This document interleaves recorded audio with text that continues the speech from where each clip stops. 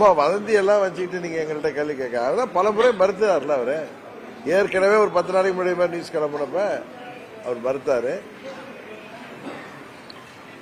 எனக்கு தெரிந்தவரை அவர் நல்லா தீர்க்கமா யோசித்து நிதானமாக முடிவெடுக்கக்கூடியவர்.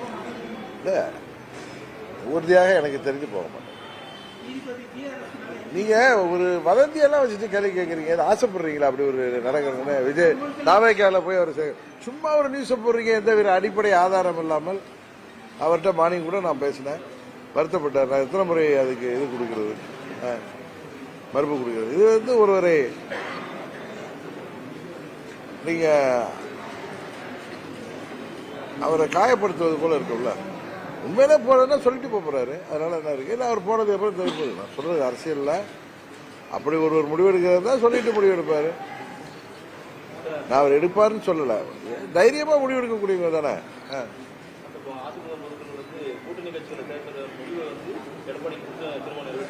என்னது தீர்மானமா எனக்கு தெரியலங்க. பொதுக்குழு கூட்டத்திலையா என்ன எனக்கு தெரியாது. என்ன நான் மீட்டிங் முடிச்சுட்டு வரோம்.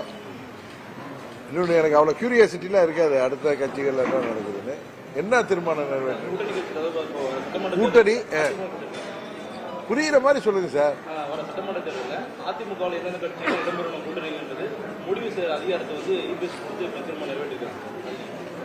எல்லா கட்சியிலும் இப்ப எங்க கட்சியோடைய பொதுக்குழு ஜனவரி 5 நடக்கும் போது இது வருடம் தேர்தல் ஆணைய விதிப்படி நடத்த வேண்டியது. எங்க கட்சியில இப்ப பொதுக்குழு கூட்டம் நடக்கிறப்ப எங்க கட்சி வந்து எனக்கு அந்த அதிகாரத்தை கொடுத்து தான் கொடுக்கும்.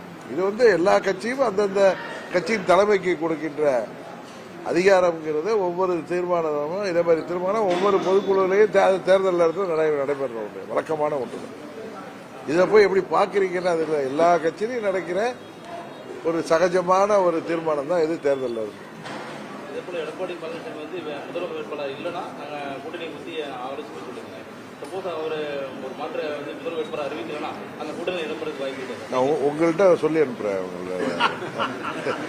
பல முறை அந்த கேள்விகளுக்கு பதில் சொல்லி இல்ல இதை ஒரு 3 மாதமா திரும்ப திரும்ப இதை சொல்லி எனக்கு போராடிக்குது. அதனால அதே கேள்விகள் புதுசா ஏதாவது கேள்வி கேளுங்க, நல்லா இருக்கும்.